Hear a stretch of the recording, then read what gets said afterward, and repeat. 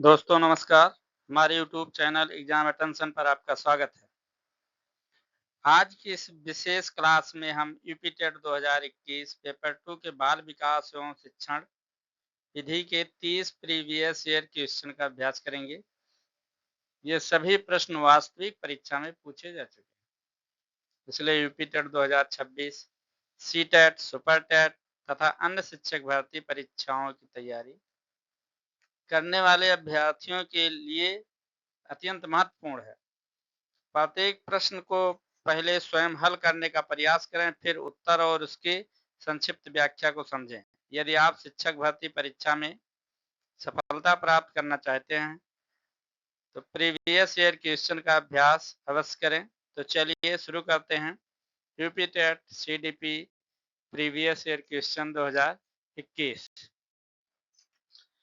प्रश्न 1 है, मूल प्रकृति की एक प्रमुख विशेषता है जो पाई जाती है।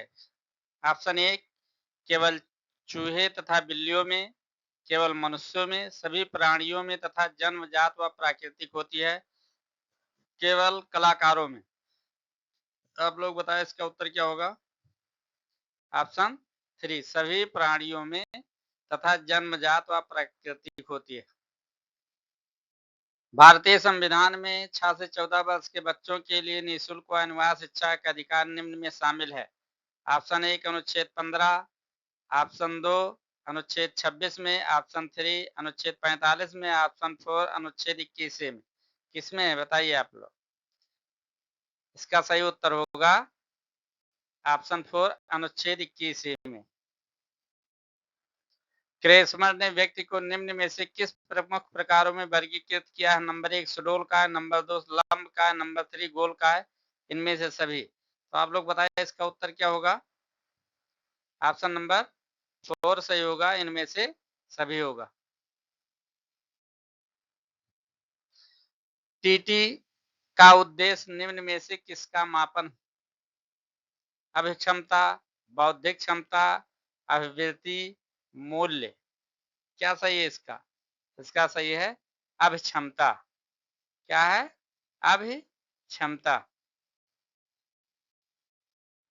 प्रश्नवाद संघनन का सिद्धांत निम्न में से किसकी व्याख्या करता है। ऑप्शन 1 स्मृति, ऑप्शन 2 अधिगम, ऑप्शन 3 प्रेरणा, ऑप्शन 4 सृजनात्मकता। तो सही उत्तर क्या होगा बताओ। का सही उत्तर होगा स्मृति।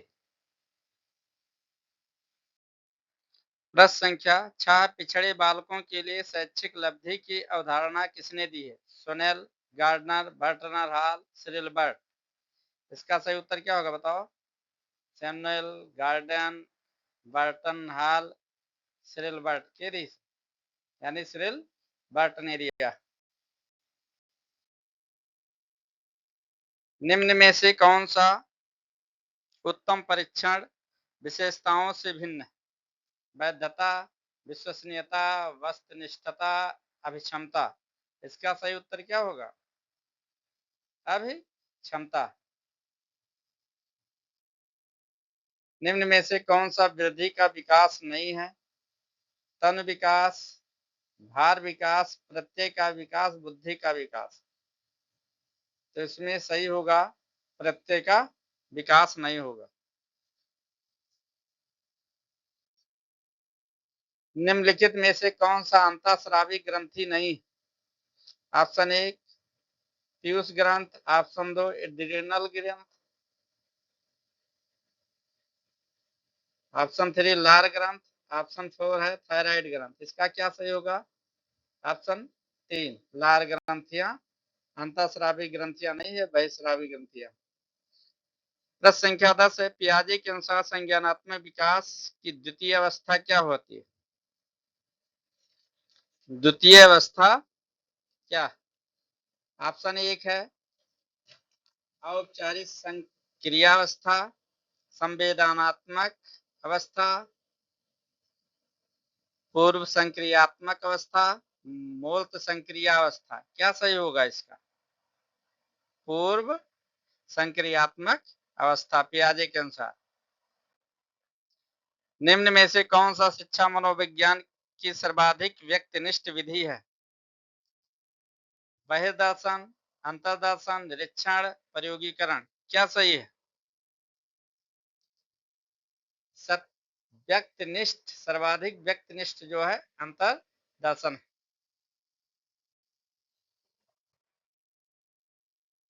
प्रश्न 12 है, अल्बर्ट बंडूरा निम्नलिखित में से किससे संबंधित हैं? व्यवहारवादी सिद्धांत, सामाजिक अधिगम सिद्धांत, संज्ञानात्मक विकास का सिद्धांत, मनोलैंगिक विकास, किसका है बताइए?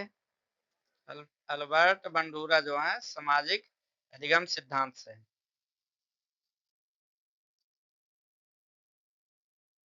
अधिगम में पठान निम्न में से किस कारण बनता है? अभिप्रेरणा द्वारा, परिपक्वता द्वारा, थकान द्वारा, रुचि द्वारा, किसके द्वारा है बताओ? बहुत आसान, थकान द्वारा। प्रश्न संख्या 14 है, दर्पण चित्र परीक्षण करके दर्पण चित्र परीक्षण किसके मापन हेतु प्रयुक्त होता है? नंबर 1 अधिगम अंतरण, अधिगम की गति, सृजनात्मकता और अभिरुचि को, किसको बताओ? अधिगम अंतरण को।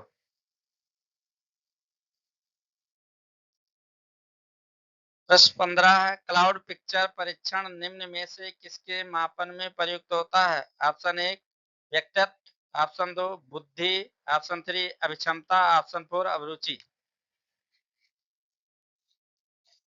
बताइए। इसका सही होगा व्यक्तित्व। क्या होगा? व्यक्तित्व सही। अगला प्रश्न, प्रश्न संख्या 16, निम्न में से शारीरिक विकास को प्रभावित करने वाला कारक क्या है? नंबर 1 वातावरण, वंशानुक्रम, खेल तथा व्यायाम, इनमें से सभी, क्या सही होगा? इनमें से सभी।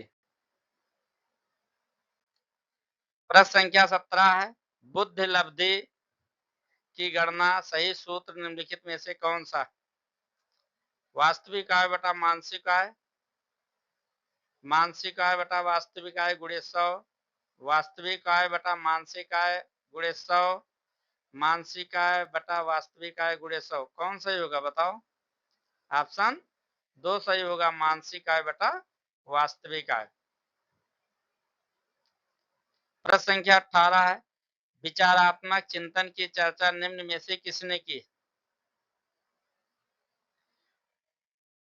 रास, number 1 2 dB, number 3 Woodworth, number 4 Drever, के की से बताओ?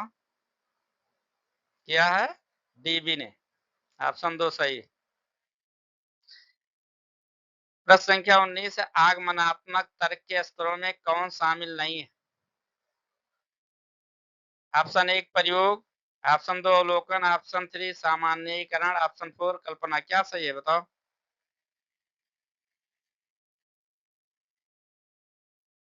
ऑप्शन कौन सही है?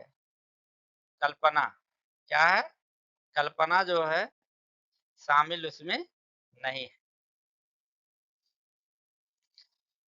प्रश्न संख्या 20 है, सीखी गई बात को सॉरी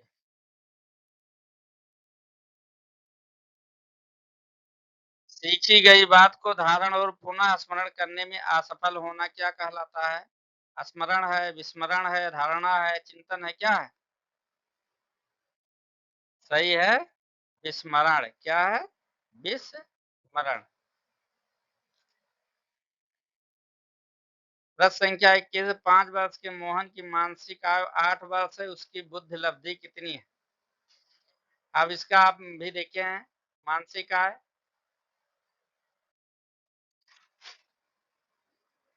बटा वास्तविक आय गुणे कितना हो गया? 100। बुद्धि लब्धि फार्मूला है। अब यहाँ 5 वर्ष के मोहन की मानसिक आय कितना है? 8, वास्तविक कितना है? 5, गुणे कितना करो? 100, 20 पंचे 100, 8 दूना 16 यानी 160। ऑप्शन ये सही हो गया। प्रश्न संख्या 22, इनमें से कौन सा आईक्यू स्तर मंद बुद्धि बालकों का प्रशिक्षण योग्य आईक्यू स्तर कहलाता है? 50 से 69, 36 से 49, 70 से 79, 35 एवं निम्न, कौन सा सही है बताओ? इसका सही होगा ऑप्शन 2, 36 से 49 ये प्रशिक्षण योग्य होता।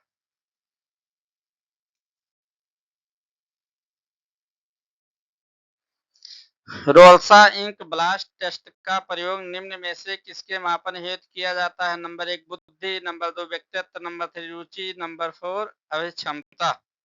क्या सही होगा? इसका सही ऑप्शन है व्यक्तित्व। क्या होगा?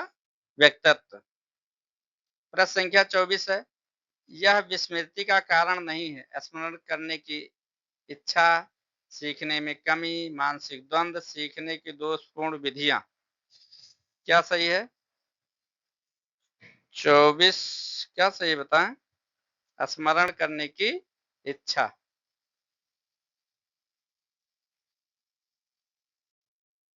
प्रश्न संख्या 25 है, वह विज्ञान जो संख्यानात्मक प्रदत्त को एकत्र करके वर्गीकृत करने, प्रस्तुत करने, तुलना करने और व्याख्या करने की विधि से संबंधित है, वो कहलाता है क्या? बताओ। गणित, सांख्यिकी, ज्यामिति, संभाव्यता। क्या सही होगा? सही होगा सांख्यिकी। प्रश्न संख्या 26 है, निम्न में से कौन से शेष भिन्न है? Option A 16 PF, option 2 TAT, option 3 रेबन परीक्षण, ऑप्शन 4 डॉक्टर एमएन परीक्षण। यहाँ पर केवल उत्तर बताया जा रहा है क्योंकि प्रैक्टिस सेशन चल रहा है, इसलिए यह व्याख्या नहीं किया जा रहा है। ठीक है, तो इसका उत्तर क्या होगा? रेबन का परीक्षण। प्रश्न संख्या 27 है, 7, 8, 9, 10, 11, 12 का मध्यांक क्या होगा? तो 7 धन 8 धन 9 धन 11 10 धन 11 धन 12 कितने अंक हुए आपको? 1 2 3 4 5 6 6। अब आप जोड़ लीजिए कितना हुआ? 8 7 15 15 9 24 10 34 34 और 11 कितना हुआ? 34 11 45 45 12 57 57 हुआ। 57 बटा कितना करो? 6 6 नवाई 54 और 6 पंचे 30 यानी उत्तर कितना आ गया? 4। सूक्ष्म या अंतर्दृष्टि के सिद्धांत का प्रतिपादन किया गेस्टाल्टवादी मनोवैज्ञानिक थॉर्नडाइक, हेगार्टी, स्किनर। किसने किया था? बताओ। ये कि थॉर्नडाइक की ना, हेगार्टी की ना, स्किनर के किए गए, यानी गेस्टाल्टवादी मनोवैज्ञानिक ने किया। प्रश्न संख्या 29 है, मैकडूगल के अनुसार प्रत्येक मूल प्रवृत्ति से संबंध होती है। नंबर 1 संवेग, नंबर 2 संज्ञान, नंबर 3 संवेदना, नंबर 4 चिंतन। इसका सही क्या है? संवेग। मैकडूगल के अनुसार प्रत्येक मूल प्रवृत्ति संवेग से संबंध होती है। ठीक है, अगला प्रश्न संख्या 30 और ये आखिरी प्रश्न है, पूर्व अनुभव के आधार पर संवेदना को अर्थ प्रदान करना कहलाता है। ऑप्शन 1 प्रत्यक्ष ज्ञान, ऑप्शन 2 संवेदना, ऑप्शन 3 प्रेरणा, ऑप्शन 4 कल्पना। क्या सही है? इसका सही उत्तर प्रत्यक्ष ज्ञान। तो दोस्तों ये था प्रीवियस ईयर 2021 का बाल विकास और शिक्षण के 30 प्रश्न जो परीक्षा में पूछे जा चुके हैं और इसी पर आधारित आने वाली यूपी टेट 2026 परीक्षा में पूछे जाएंगे। मैं आशा करता हूँ आपको समझ में आया होगा और आपका स्कोर अच्छा गया है। कितना स्कोर किया आप लोगों ने उसको कमेंट बॉक्स में जरूर बताइएगा। वीडियो देखने के लिए धन्यवाद। फिर मिलते हैं अगले वीडियो में। जब तक के लिए नमस्कार।